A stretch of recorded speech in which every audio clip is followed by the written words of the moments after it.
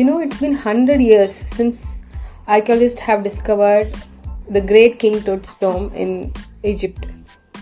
With November 16, 2022, they have celebrated the 100 years of discovering the particular king's tomb.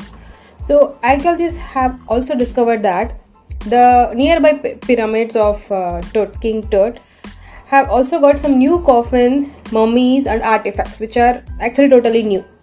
So far, the past 3 years, they have been working in a site in Cairo, which is called as Giza.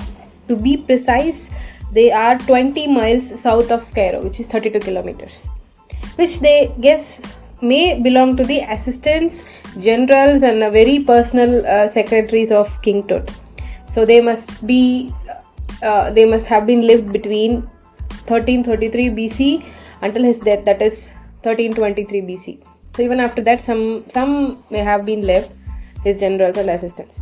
Pyramid of god Teti, it's Teti, was also discovered during this archaeological digging, which was worshipped during the New Kingdom period. So there they are coining this new term called as the New Kingdom period, where after the post set of we can say the post diminishing of King Tut, whatever the kingdoms they have witnessed or identified, for them they are calling it as a New Kingdom period. So many people wanted to make their burial near this particular god called as Teti. Each coffins also had the name of the deceased one, which wasn't the case in the previous findings of coffins and mummies. The mummies inside those coffins were surprisingly in very good conditions. When you go and search for the conditions of older mummies, for the past 200 to 300 years, whatever the discoveries have been done, the mummies weren't in that much good conditions. So this particular scenario teaches that later, the so-called the New Kingdom period or New Kingdom generation, they had a very advanced or maybe a very good or improvised way of mummifying the people. So that's why even now, when it was done in 2022 or 2021, the mummies were in a very good condition. Think about the number of years the mummies would have been kept in the coffin. So that's the thing.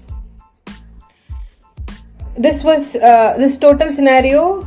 We got it from a report journal, which is the infos or the informations were given by the Egyptologist Zahi Hawass. And finally, they also found a pyramid of a queen whose identity is not mentioned in the history. So they are going to be rewriting history, or there is a new people to the history, or there is a new queen apart from Cleopatra to the history. We don't know.